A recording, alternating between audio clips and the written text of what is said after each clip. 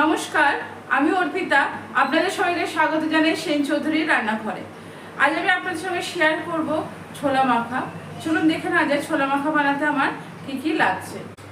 দেখুন, ছোলা মাখা বানাতে আমার লাগছে ছোলা। যে আমাদের এমনি যে ব্রাউন ছোলা হয়, সেই ছোলাগুলোই আমি সকালে ভিজিয়ে রেখেছি বিকালে বানাবো বলে। এখানে নিয়েছি গোটা দুটো মিডিয়াম সাইজের আলু, নিয়েছি শসা, ধনেপাতা, লেবু, টমেটো, পেঁয়াজ, কাঁচা লঙ্কা। আর এখানে লাগছে আমার নুন, রোস্টেড জিরে গুঁড়ো, মানে শুকনো কড়াই জিরেটাকে আমি নেড়ে গুঁড়িয়ে নিয়েছি, বিট নুন আর চাট মশলা। ছোলাটা সেদ্ধ করার সময় অবশ্যই আমি নুন দিয়ে দেবো।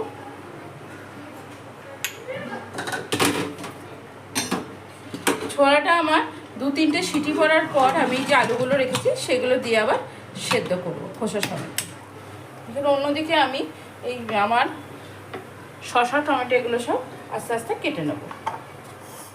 ছোলা মাখা খেতে কিন্তু ভীষণ ভাল লাগে।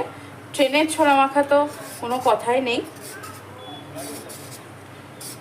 আমি ট্রেনের ছোলা মাখার মতনই ঘরোয়া উপকরণ দিয়ে বানিয়ে আপনাদের সঙ্গে শেয়ার করছি। শসাটা দেখুন আমি ভীষণ পাতলা পাতলা করে কেটে নেবো। প্রথমে গোল গোল করে কেটে নিচ্ছি, কেটে নেওয়ার পর এইভাবে ঝিঝি করে কেটে নিচ্ছি। দেখুন আমি শসাটা ঝিঝি করে কেটে নিলাম। এটা একটা বাটিতে তুলে রাখছি। এখানে আমি একটা মিডিয়াম সাইজেরই টমেটো নিয়েছি।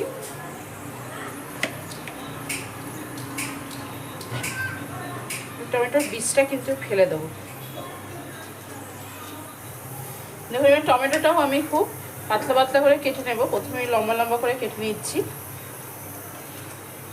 পরে এটাকে লম্বা লম্বা করে কাটার পর এদিক থেকে আবার কেটে ঝিরি ঝিরি করে কেটে নিচ্ছি। ভীষণ ছোটো ছোটো টুকরো করেছি।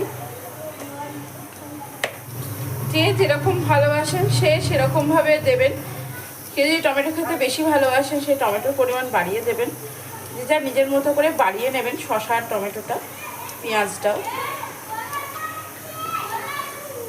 তবে বেশি হয়ে গেলে ভালো লাগে না বলে আমি পরিমাণ মতোই দিলাম। টমেটোটাও আমি ছোটো ছোটো ছোটো ছোটো টুকরোতে কেটে নিয়েছি। দেখুন ছোটো ছোটো টুকরোতে কেটে নিয়েছি, এটা আমি তুলে রাখলাম।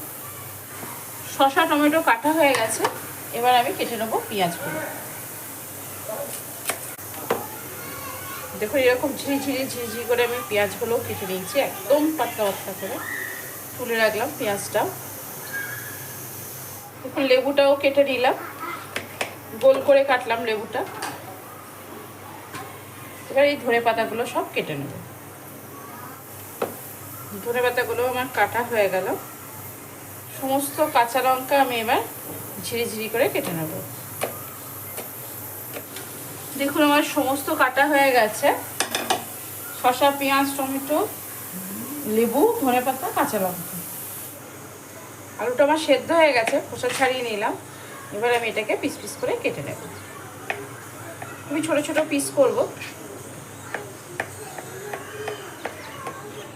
দেখুন আলুগুলো আমি টুকরো টুকরো করে কেটে নিয়েছি, একদম ছোট ছোট টুকরো করে বাটির মধ্যে নিয়ে নিলাম। ছোলাটাও খুব ভালো করে আমার সেদ্ধ হয়ে গেছে। এবার ছোলাটা এর মধ্যে দিয়ে দেবো।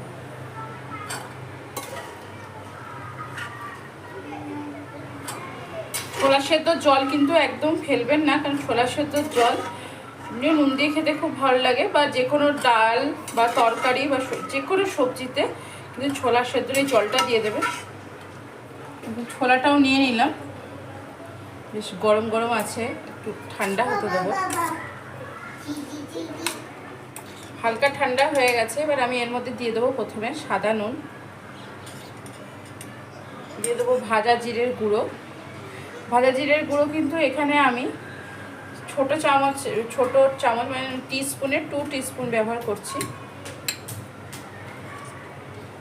অল্প পরিমাণ বিট নুন, যেহেতু সাদা নুন দিয়েছি তাই বিট নুন কম।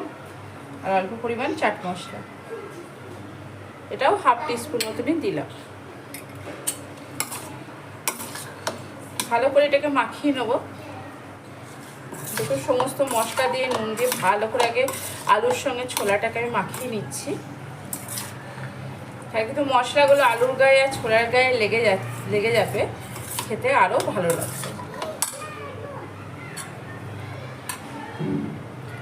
আমি এর মধ্যে দিয়ে দিচ্ছি শসা,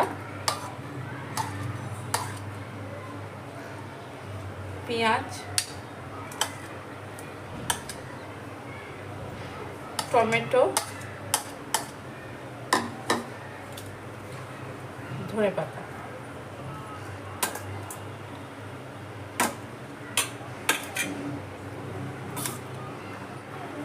দেখুন খুব সুন্দর করে আমি মাখিয়ে নিলাম শসা, পেঁয়াজ, টমেটো, ধনেপাতা। পর এর মধ্যে আমি দিয়ে দেবো লেবুর রস। লেবুর রসটা আমি এইভাবে চেপে দেবো হাতের মধ্যে দিয়ে। তাহলে দেখুন এইভাবে দিলে কি হবে, এই যে বীজগুলো কিন্তু গেল না, যেগুলো আমার হাতে আটকে গেল। পুরো লেবুর রসটাই লাগবে, যেহেতু অনেকটাই আছে। আপনারা কিন্তু যে যেরকম টক খাবেন সেরকম নেবেন, কেউ বেশি আরও বেশি দিতে পারেন, অসুবিধা নেই। দেখুন আমার রেডি হয়ে গেল ছোলা মাখা। আমি বাটিটাই তুলে নেব।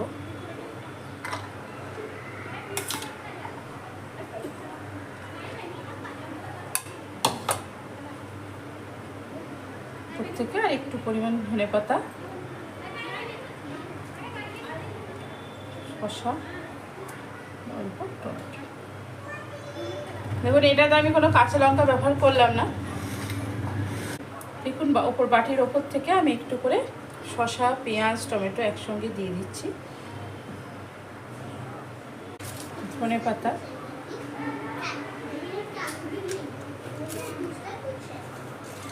এটাতে দিয়ে দেবো আমি কাঁচা লঙ্কা। ওই বাটিটাই, ছোটো বাটিটাই দিলাম না কাঁচা লঙ্কা, কারণ আমার মেয়ে একদম ঝাল খায় না। দেখুন আমার রেডি হয়ে গেল ছোলা মাখা, একদম ট্রেনের মতো ছোলা মাখা। আজ আমি আপনাদের সঙ্গে শেয়ার করলাম ছোলা মাখা। ভীষণ সুন্দর খেতে হয়, খুব অল্প সময়ের মধ্যে, বিকালের দিকে বেশ ভালোই লাগে খেতে। আশা করি আমার ভিডিওটি আপনাদের ভালো লেগেছে। যদি ভালো লেগে থাকে তাহলে অবশ্যই লাইক, শেয়ার, কমেন্টস করতে তো ভুলবেন না। আর অবশ্যই চ্যানেলটিকে সাবস্ক্রাইব করবেন, এটা আমি আপনাদের কাছে বারবার অনুরোধ করছি। আমার চ্যানেলটিকে প্লিজ প্লিজ প্লিজ সাবস্ক্রাইব করবেন এবং সবার মধ্যে শেয়ার করবেন, আমার পাশে থাকবেন। আজ এখানেই, ভালো থাকবেন, সুস্থ থাকবেন, আনন্দ থাকবেন, অনেক অনেক সুখে থাকবেন।